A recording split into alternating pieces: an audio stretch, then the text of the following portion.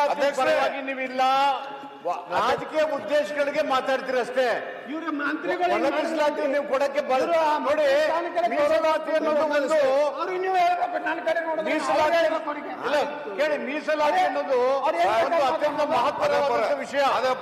ನನ್ನ ವಾದವನ್ನು ಅವರು ತೀರ್ಮಾನ ತಗೊಂಡಂತ ದಿನ ಹಿಂದಿನ ಕಾನ್ಸ್ಟಿಟ್ಯೂಷನ್ ಒಳ ಮೀಸಲಾತಿ ಕೊಡಕ್ಕೆ ಅವಕಾಶ ಇರಲಿಲ್ಲ. ಅವ್ರು ಮಾತಾಡಿ ಮುಗಿಸ್ಲಿ, ಮತ್ತೆ ಈಗ ಅದಕ್ಕೆ ಅವಕಾಶ ಇರೋದು. ಇಲ್ಲ ಅಧ್ಯಕ್ಷರೇ, ಅವರು ಒಳ ಮೀಸಲಾತಿ ಮಾಡ್ತಾರೆ. ಮುಗಿಸ್ ಅದು ಯಾಕೆ ಮಾಡ್ತಾರೆ? ಅವ್ರಿಗೆ ಸಂಬಂಧ ಇಲ್ಲ ಅದಕ್ಕೆ. ಸಂಬಂಧ ಇಲ್ಲ ನಮಗೆ. ಅಧ್ಯಕ್ಷರೇ, ಒಳ ಮೀಸಲಾತಿಯನ್ನ ಮಾತಾಡ್ಲಿಕ್ಕೆ ಇವ್ರಿಗೆ ಯಾವ್ದು ಹಕ್ಕಿಲ್ಲ. ಈಗ ಅವ್ರು ಮಾತಾಡ್ತಕ್ಕಂಥದ್ದು ಮಾತಾಡ್ಲಿ, ಅವ್ರಿಗೆ ಮಾತಾಡ್ಲಿಕ್ಕೆ ಅವಕಾಶ ಇದೆ. ಅವ್ರು ಮಾತಾಡಿ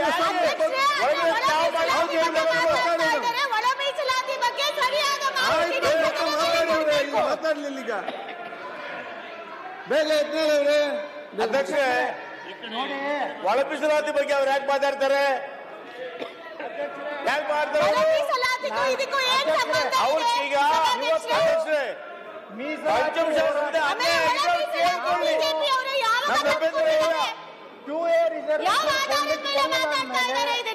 ನಾವು ಅದನ್ನು ಕೇಳಿಲ್ಲ. 2A ಸಮುದಾಯಗಳಿಗೆ ಅನ್ಯಾಯ ಆಗಬಾರ್ದು. 2A 104 ಸಮುದಾಯಗಳಿಗೆ ನಮ್ಮ ಭಾರತೀಯ ಜನತಾ ಪಾರ್ಟಿ, ನಮ್ಮ ಪ್ರಧಾನಮಂತ್ರಿ ನರೇಂದ್ರ ಮೋದಿ ಅವರು, ಅಮಿತ್ ಶಾ ಅವರು, ನಡ್ಡಾ ಅವರು ಮತ್ತು ನಮ್ಮ ಮುಖ್ಯಮಂತ್ರಿ ಬೊಮ್ಮಾಯಿ ಅವರು ನನ್ನ ದಿಲ್ಲಿ ಕರ್ಸ್ಕೊಂಡ್ರು. ಈ ಪಂಚಮಸಾಲಿ ರಿಸರ್ವೇಷನ್ ಬಗ್ಗೆ ಚರ್ಚೆ ಆಯ್ತು ಅಧ್ಯಕ್ಷರೇ. ಅವಾಗ ಅಮಿತ್ ಶಾ ಅವರು ಒಂದು ಸೂತ್ರವನ್ನು ಕಂಡುಹಿಡಿದ್ರು. ಅವ್ರು ಏನು ಹೇಳಿದ್ರು ನಮಗೆ ಅಂದರೆ, 2A 104 ಸಮಾಜಗಳಿಗೆ ನಾವು ಯಾವುದೇ ಪರಿಸ್ಥಿತಿಯಲ್ಲಿ ಅನ್ಯಾಯ ಮಾಡಲಿಕ್ಕೆ ಸಾಧ್ಯ ಇಲ್ಲ. ಅದಕ್ಕೆ 2A ನಿಮ್ಮನ್ನು ತಗೋದಿಲ್ಲ.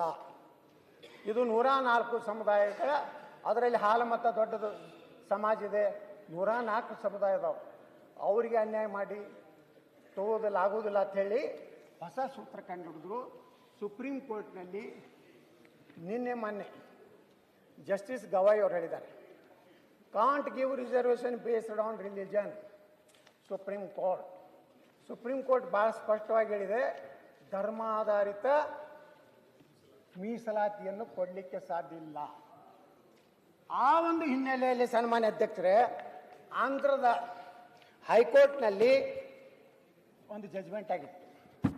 ಏನು ನಮ್ಮ ಅಲ್ಲಿನ ಮುಖ್ಯಮಂತ್ರಿ ಜಗನ್ಮೋಹನ್ ರೆಡ್ಡಿ ತಂದೆ ಅಂದರೆ ರಾಜಶೇಖರ ರೆಡ್ಡಿ ಅವರು ಮುಸ್ಲಿಂ ಮೀಸಲಾತಿಯನ್ನು ಮಾಡಿದ್ರು. ಅದಕ್ಕೆ ಆಂಧ್ರ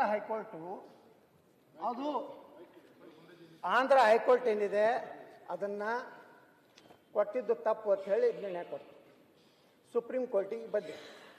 ಸುಪ್ರೀಂ ಕೋರ್ಟ್ನಲ್ಲಿ ಆ ಪೆಂಡಿಂಗ್ ಇದೆ. ಅದರ ಜೊತೆಗೆ ಮೊನ್ನೆ ಪಶ್ಚಿಮ ಬಂಗಾಳದ ಒಂದು ಇದೇ ರೀತಿ ಮಮತಾ ಬ್ಯಾನರ್ಜಿ ಕೊಟ್ಟಂಥ ತೀರ್ಪಿಗೆ ಪಶ್ಚಿಮ ಬಂಗಾಳ ಹೈಕೋರ್ಟ್ ಸಹಿತ ತಿರಸ್ಕಾರ ಮಾಡಿದ್ರಿಂದ ಅದು ಸುಪ್ರೀಂ ಕೋರ್ಟಿಗೆ ಬಂದಿದೆ. ಆ ಹಿನ್ನೆಲೆಯಲ್ಲಿ ಜಸ್ಟಿಸ್ ಗವಾಯರ್ ಪೀಠ ಭಾಳ ಸ್ಪಷ್ಟವಾಗಿ ಹೇಳಿದೆ.